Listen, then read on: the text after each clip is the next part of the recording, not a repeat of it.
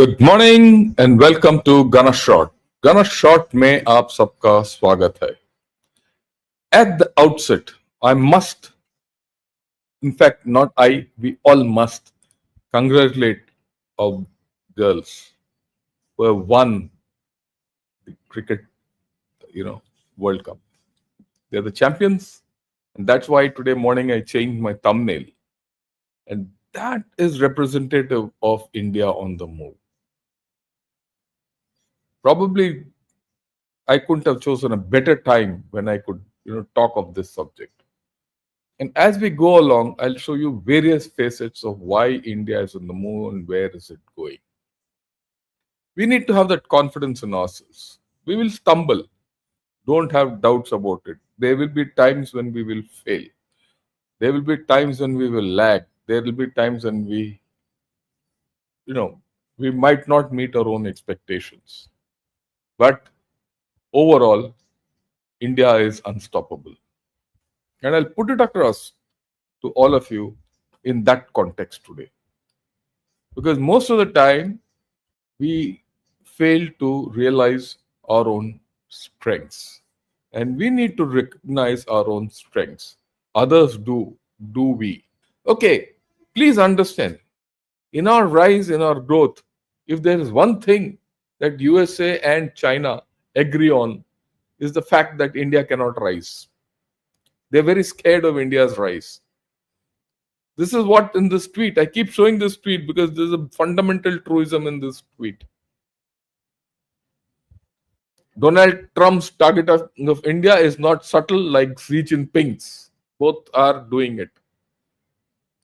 But Washington and China are in agreement that India's rise must be stalled. So this G2 which is happening is completely antithetical to our rise. And we have to grow in this context. And do we have the strength to grow? We have the strength to grow. And beyond, we cannot be stopped. You have to understand this. Okay. Yeah. Look at US and China. And I'm going to talk of this today in the evening again in the, Gunner's site with Raj Shukla and Hari Mohan Singh. US and China are big economies, but they're sluggish today. They're losing influence because there is trust deficit. They have internal political and military problems. Both. The rest of the world is seeking to reduce dependency on these countries. They want influence but not responsibility. It is in this context that India's rise is important. It's important for the world, and we'll come to it. As far as India is concerned, we are very proud of what we had to do. Forget about the past. Though we've done in the past, India has drawn its line in the sand. In 2020, we told China, get lost. We blocked them. For 4 years, we kept blocking them. And ultimately, they went back to where they started. And we'll push them back as time passes. Don't have doubts about it. In 2025, you push back against USA like no other country has. Even Xi Jinping couldn't do it in this recent summit. And I'll talk of it again in the evening. We have a proud history of standing on our own. We need to capitalize on that. Look at what Mr. Fareed Zakaria has to say in this short clip about India. And I'll highlight it. Partnership. He has repeatedly questioned NATO's value, and he has upended nearly 3 decades of patient diplomacy with India, the only country with the scale to balance China economically, technologically, and militarily. So what does he say? He says India is the only country in the world to balance China with scale. As far as economy, military, and diplomacy, and whatever is concerned, there's no other country. Partnership. He has repeatedly questioned NATO's value, and he's the only country with the scale to balance China economically, technologically, and militarily over time. By slapping sky-high tariffs on India and publicly courting Pakistan, now a de facto Chinese defense ally, he has managed to enrage New Delhi for little discernible gain. It is now that they've started realizing it, and they'll realize it for a long time to come. It is here that we have to hold our ground and say, look, we will talk with you on equal footing. The good thing about what Trump has done is that we have shown him and our response that we are going to be 50-50 partners and nothing less. This is something which people don't understand. I'm not talking nationalism, I'm talking pragmatism. You see the change in tone in USA. It's already happening. People, you're becoming indispensable. Like I said in the beginning, there might be a lot of problems with what India is doing, but the problem is not one of not being important. You cannot be ignored. Okay. And this is something which Israel has said. It came in the Jerusalem Post some time back. He says, look, from India we can learn that national honor is not a luxury, but a far-reaching strategic asset. If Israel desires to secure its standing and security, it must project firm resilience to the world based on the India model. We talk of Israel, we talk of this country doing this, that. Honor, the safety, welfare, and honor of my country comes first and every time.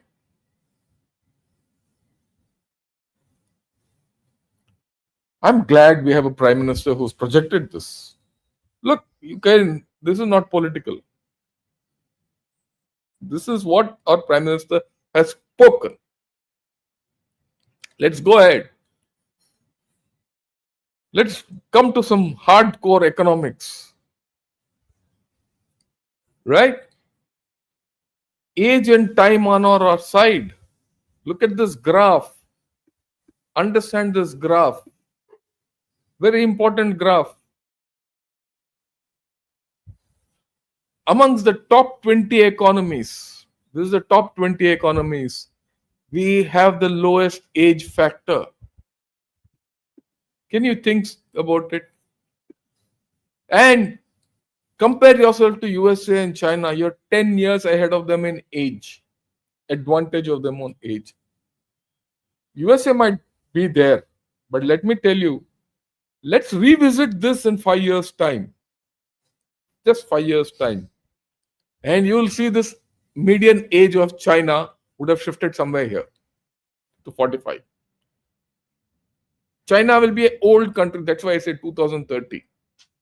You see 2030, you see the status of India and you see the status of China by then. What today guys might laugh that China is declining will be a reality. We will be discussing Chinese decline in 2030. Take it for granted. Don't believe me. Don't believe me. He is the current Prime Minister of Singapore in Chatham House.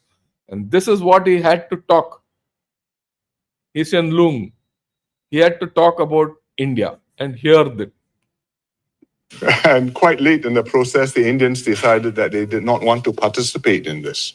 And therefore, we now have, ASEAN plus Northeast Asia plus Australasia. I think it's a useful grouping to have. I hope one day the Indians will be ready to participate. Certainly, if they're going to grow and on projections one day, they will catch up with the Chinese, maybe even overtake them, but because they have a much younger population and the Chinese population is already declining. But I think... Look at what he says. Let me replay it, because unless then you will not understand what I'm talking. And quite late to grow. Certainly, if they're going to grow and on projections one day, they will catch up with the Chinese, maybe even overtake them, but because they have a... He says Maybe they will catch up with the Chinese and one day even overtake them. And why? Understand the why part of it. And this is a Prime Minister of Singapore who's a Chinese of Chinese origin. Much younger population, and the Chinese population is already declining. See, the Chinese population is already declining. There's no debate on this. And we have a much younger population. And I keep talking of population. People make nations, people make economies. Economy is about people. It is not about robots and technology. Right? Is it so? Have a look at this. This is a nice projection. He says 18 areas of growth could yield 1.7 trillion to 2 trillion in revenues by 2030. Yeah, they listed 18 areas of growth. Someone has listed it. Okay. Now, I'm sure this is it. Today we are getting 690 billion. We could go to this. You're going to double or even go near triple of what you have today in these 18 areas. What are these 18 areas? I'm showing it to you closely. E-commerce, semiconductors, cloud services, cyber security, urban construction, travel and tourism, auto components, renewables and storage systems. This is global arenas and this is national arenas. This is external, this is internal. We are well on our way for e-commerce and urban construction and travel and all that. Don't have doubts. Look at this, electric vehicles, all software services, space, nuclear, robotics, aerospace, biotech, medical, biopharma, industry. This is what people are telling. And this is happening. You have to open your eyes and see. When you open your eyes, you see it. You don't open your eyes, you will see China. You will see that very pigtailed Chinese idiot. Right? You have to understand what's happening in India. If you don't understand what's happening in India, you're dead. This is the head of IMF, International Monetary Fund, Kristalina Georgieva. She's the managing director and chair of the executive board of IMF. And this is what she had to say. Anything which gets done in IMF has her say so. So what does she say? Let's hear her. India is one of the fastest growing economies, and given its size, it contributes to global growth substantially. India is where it is because it has pursued very significant reforms. Tax reform, investing in infrastructure, digital infrastructure, but also roads, connectivity in the country. And that has injected this growth potential. Now, indeed, there is a significant change. The largest economy in the world has chosen to use tariffs as an instrument in relations with partners. Here is the interesting fact today. The rest of the world has not followed so far, and I want to put the emphasis on so far. Out of 191 members of the IMF, we have seen only 3 moving more forcefully on tariffs. Of course, first the United States, China, and to a certain degree, although there have been significant adjustments, Canada. 188 countries said, thank you, but no thank you. We prefer to continue to trade on most, what was the term? Most favored nation rules. And we are encouraging countries to please do that because unless you are very large, relatively close economy, and India is not, it's an open economy, it doesn't work well for you. Look at this. The only 3 countries which are with tariff, okay, China and US. You talk of G2, they stand isolated today. 188 countries are trying to trade with each other, and India is a very significant part of this, and I'll come to it in the end. Okay, this is where India is, and she says it's the fastest growing economy. I have no doubt about it, India, right? And this is the CEO of Airbus. Oh, he's talking of our technological capability. Listen to it, because this is something which we need to understand. I was in India and I spent 1 week there, and I was completely blown away by the level of excellence, engineering excellence, quality in India. For Airbus, India is a strategic long-term partner. And part of the discussions was not only how can you make things cheaper for us, but actually how can we make things better by leveraging the capabilities of Indian technology. Leveraging the capabilities of Indian technology. And we feel we don't have technology. We have. What is going to be built up over the next 5 years? I'm talking 5 years. Is scale. It is being built in front of our eyes. You have to understand it. And the tech talents there. It was part of the discussions how to evolve the partnership with India. And by the way, I think the situation offers unique opportunities for Europe. I'm very bullish on India. Do you think it will surpass China? That's for him to answer. I think the ambition, which I sensed, I'll tell you the ambition on the entrepreneurial level. We have the ambition. It's just going to roll out. It's being rolled out. Believe you me. Was beyond what I heard everywhere in the world before on the entrepreneurial level lately, because they're coming from a position which is there's a lot to catch up still. Right? If you think about GDP per capita, etc. But everyone I spoke to had a massive ambition. But not only that, excellent education and super good engineering. Look, so you got a political view from a prime minister of Singapore, which is one of the richest nations in the world, or city-states, whatever you call it. You had the IMF head talking about India, and you have a technology and like Airbus, a technical person talking of technology.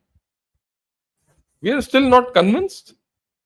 Can you be stopped? You can't be stopped. Right? Then the global south. Everyone talks of global south. China is doing this, China is doing that, China. Let bloody China do what it wants. But let us do what we are supposed to do. We are not in competition with China. We are in competition with ourselves. Do we want a better India or an India which is like China? That's a moot question which we have to ask ourselves. Any day, I would like a better India. I don't want to clone China. If the day we start cloning China, we'll be dead. We will stop being a democracy. Our basic fundamental rights will be dead. We'll be like caged parrots where we can't express ourselves. And if you progress like China, China might be great in rare earths, but it is also great on pollution. The rivers in China are no more potable. You have to understand what India we want. And others seem to be understanding this. Many of us don't, but I'm very clear in my mind. And, very interestingly, Mr. Piyush Goyal captured it. Right? Let's hear him. India must reduce its dependence on foreign technologies, foreign weapons, foreign energy sources, or foreign critical technologies. The spirit of Swadeshi is not just about making in India or designing or developing in India or serving from India. It's very, very important for our long-term. You need to stop reduce dependency on technology, finance, yeah, everything. What he says. You have to do it yourself. You have that spirit within you that I will do what it takes for my country to be independent of others. Let me tell you, what today I see in public warms my heart, because 2005 to 2016, 10 years, people thought I was an idiot because I used to speak like this. Today, I see my regiment of artillery, Indian artillery, is independent, Swadeshi completely, own technology, own everything, not dependent on. We have started exporting. The programs which I started are now in export list, whether it's the attacks, whether it's the Pinaka or the WLR. We are on the export list, and people want to buy more, or the BrahMos. If we can do it in this, we can do it everywhere. We can do it everywhere. Let me say, Ashwal says, General, please talk to our youth in public where we are lagging behind and must work hard to come on top. This will inspire Indians. I'm glad.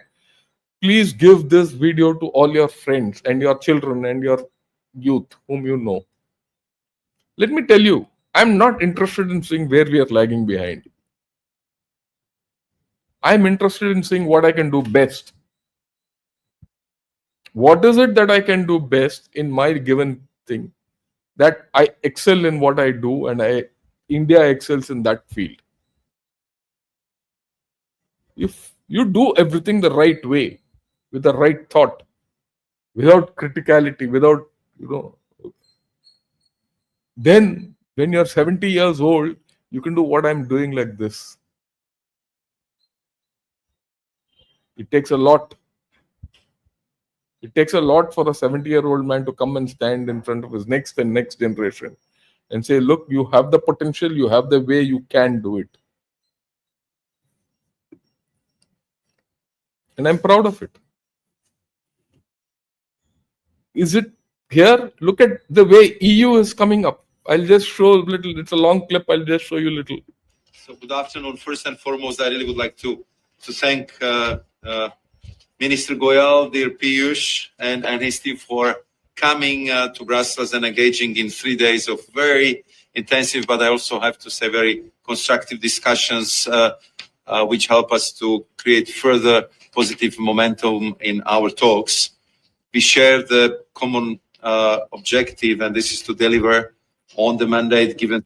So there's very positive movement with EU. They're also coming fully with us, and I'll not linger on this. Let me look at this. EU's top leadership to be chief guest at next year's Republic Day. This is the first time in my life that I am going to see these people here on Republic Day. EU, someone from EU. So far, EU has been looking down on us. Yeah, there will be a lot of complaints. EU still has sanctions on you, do this, do that. I completely agree with it. But that doesn't stop you from doing what you're supposed to do. Be the best in whatever you do. If you can do that, the world is ours. And we have the capability to do it. Each and every one of us. You have to think straight. Anyway, if that is not enough, this is what Finland says. I'm wondering what you make of what we're seeing when it comes to a strengthening of alliance between China, India, and Russia. Well, I think there's some multi-vectoral foreign policy taking place there. I think, of course, Russia and China, there's a direct connection. In the early 1990s, China and Russia had economies of the same size. Now China is over 10 times bigger. And actually, with its oil purchase, with its gas purchase, with its technological exchange, it does give the possibility for Russia to conduct the war. So there's a very close link there. Then, of course, with India, India is a very close ally of the European Union and, of course, of the United States as well. So I wouldn't throw them in the same basket. But India is obviously an emerging superpower. It's got demography, it's got economy on its side. And I always argue that it's very important for the West to engage India, work. India is an emerging superpower. It's got demography on its side, it's got economy on its side. And this is what EU says. Right? So there is this, you see, look at this fellow. He's a negative thinker. Krishna Upadhyay, I'm telling you on your face, you're a negative thinker. But sir, Europeans are only saying us only and saying these things. अरे भैया तेरे को दम है ना, घुटने में दम है, खड़े हो जाओ. ऐसे बात मत करना यहाँ के. और आप, I have seen you, Mr. Krishna Upadhyay, come out with such doubts in your life. Anyone who criticizes India, sir ये वो बोलता है सर, नहीं सर ये ठीक नहीं है सर, वो गलत है सर, हम ही ठीक हैं. भैया you are not right unless you prove you are right.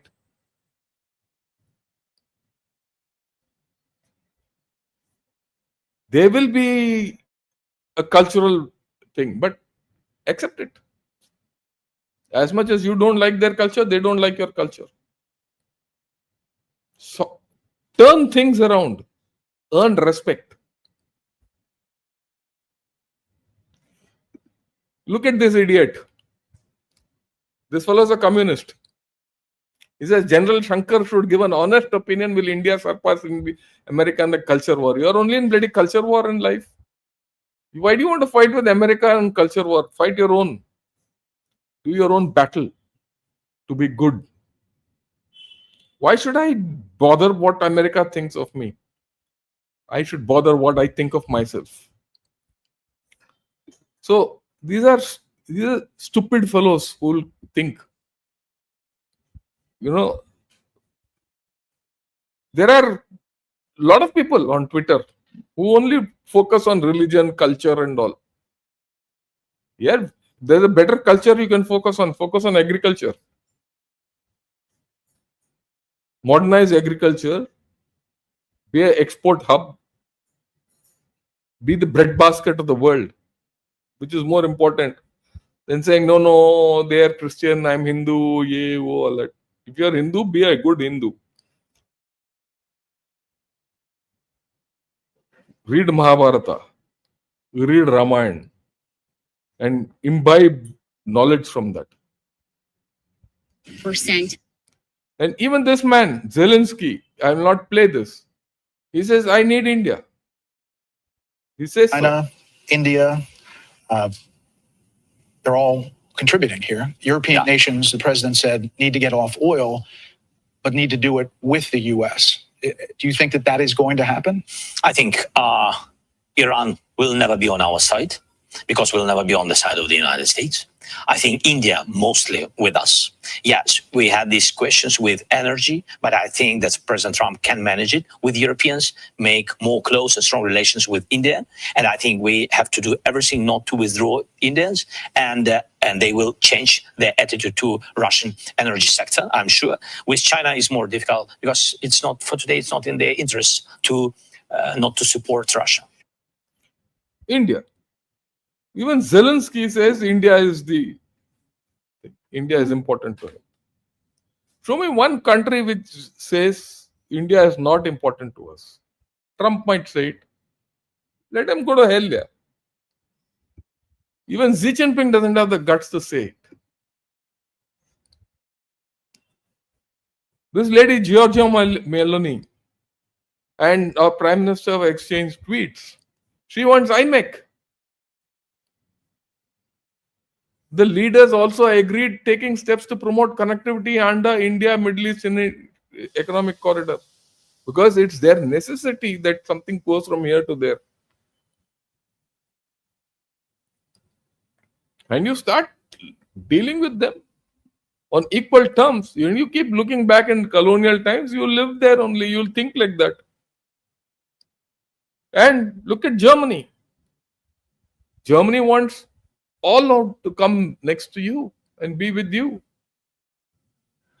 And why Germany is going to India and why it's not remaining getting stuck with China is a matter of debate in China.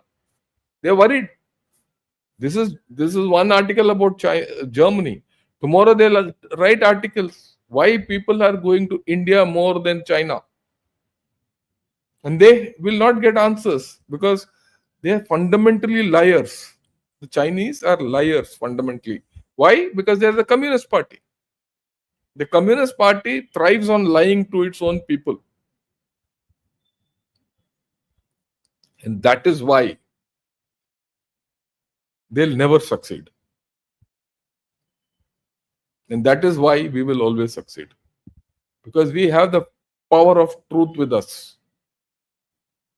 And the power of truth is fully explained in Ramayana and Mahabharata and our scriptures. And we live by that honor. And that's why people respect us. Why have I put Vizag with the Google here? Because of this man. He says, I'm going to You spend. mentioned South India. I called the Prime Minister of India on Sunday night. You know, I used to take this train. Prime Minister Modi. I used to take this train through the south of India, and there's this town called Vizag. It's a beautiful coastal town growing up. And we announced our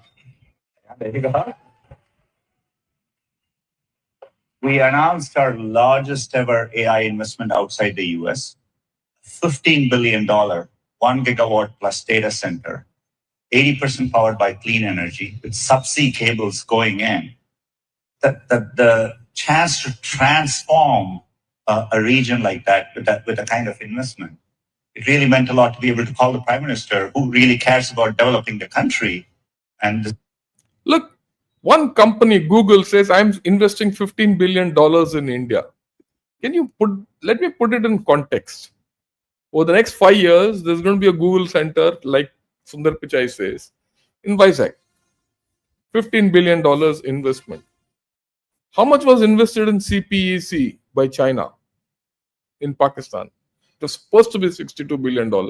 Actual investment is close to $20 billion. It is crying. Loss. Pakistan can't repay back. China can't make anything out of it. It's a loss venture. Over 10 years, 22 billion over 10 years. This chap is going to invest 15 billion in 5 years, and it's only one company. There are more coming in. Let me show you the connect. This is the interesting part. Look at this. TP-Link to build its largest global factory in India under 5-year plan. In 5 years, as all Google is going to come up, TP-Link is going to set up a factory here. TP-Link is a US headquartered thing, though it's of Chinese origin. And they're going to come with their investment. What does TP-Link do? For those of you who don't understand, all the routers at your home, your gateways, your whatever you use, small things in your house is made by TP-Link most of the time. I have my own router is made out of TP-Link. I just went and picked one up for $4,000 so that I could discuss. I could do with you on Ethernet those connectors. If they're going to do this investment and Google is going to do this, boy, something is happening. Go back to that earlier figures which I showed, connectivity, cyber, those, which I said there's a $2 trillion opportunity there by 2030, 18 areas. It's happening. The requirement is here, the market is here, the growth is here, people will come and people will invest. This change will happen in 5 years. 5 years hence, I'm going to show this video and say, look, this is what I showed 5 years back.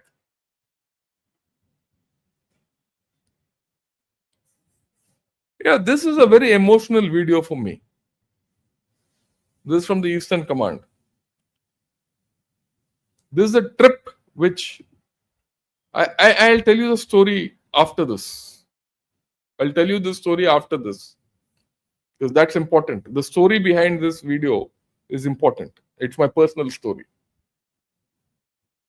Have a look at it and then we'll talk.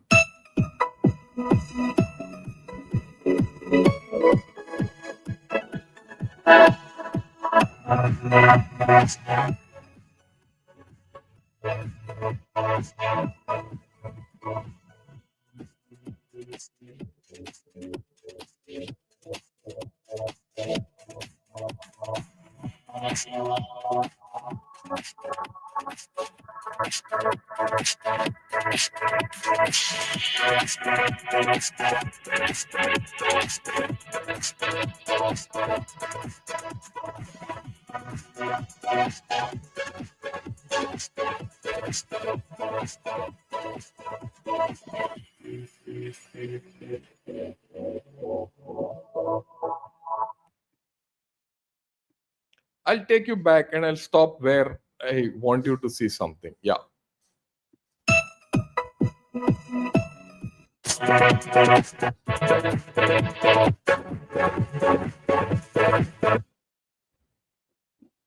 Tulungla.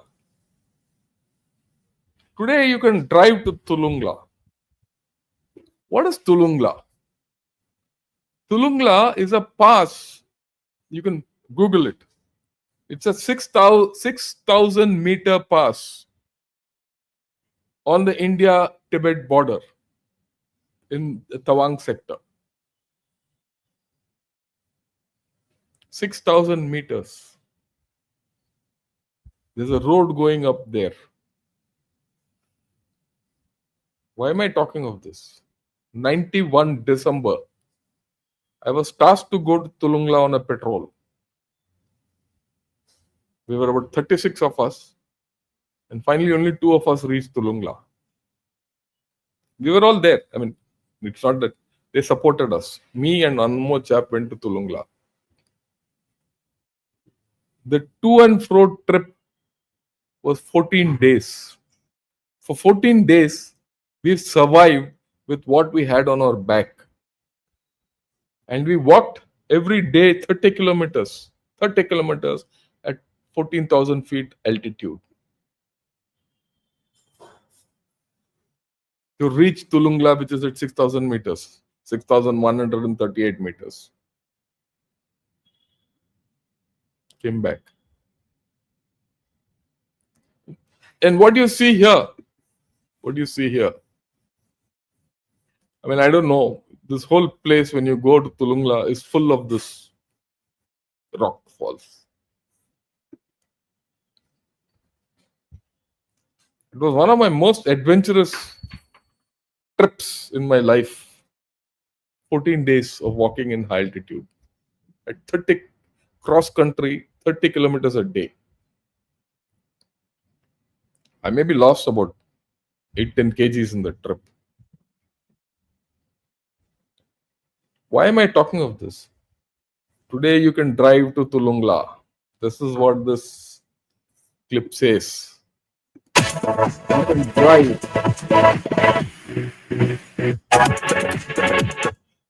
You can drive. Somewhere in the head caption came, experience of a lifetime. I'm very glad that India is giving this experience of lifetime to tomorrow's youth to drive up to Tulungla. My experience was walking up to Tulungla. The final ascent to the saddle or the pass had to be done in one day. Go in the morning, early morning at 3 o'clock I started. Somewhere around midday I was there. By the time I came back to my base, it was well past night. Today people can drive. This is the change India has, which has happened. You sitting and watching my YouTube might not never understand. You have to go to the corners of India to see the change which is happening. And this change didn't happen for 25 years.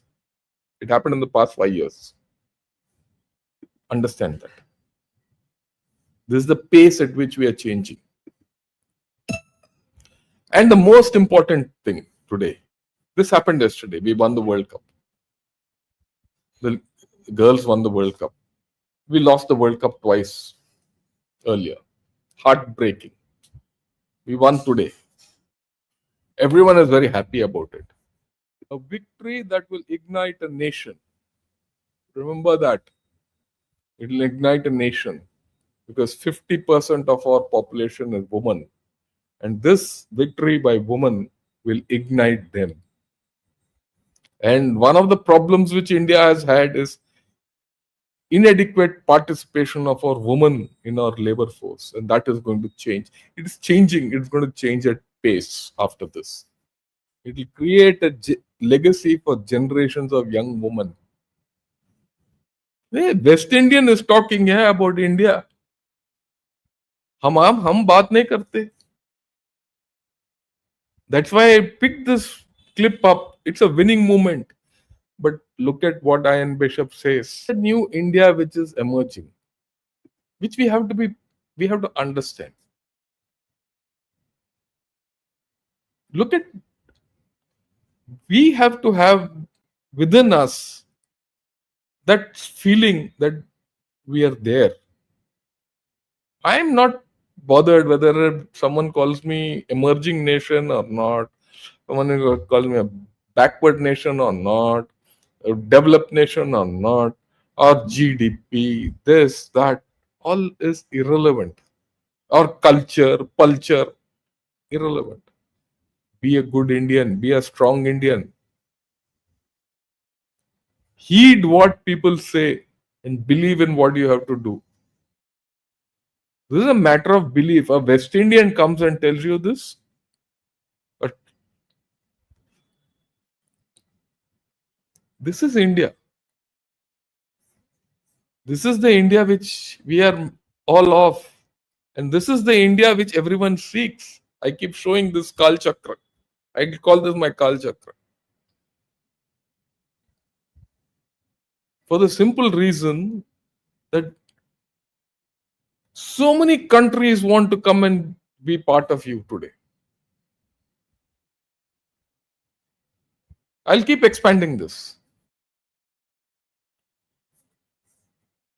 I'll end by what he says. Bharat rising. Call it Bharat rising, India rising, Desh rising, jo bhi hai. You cannot be denied anymore. I do hope you people have liked what I've said. You might call it jingoistic. It's not jingoistic. This is fact. Take it from a chap who's seen this country, the remote corners of this country, 30 years back to what is happening today.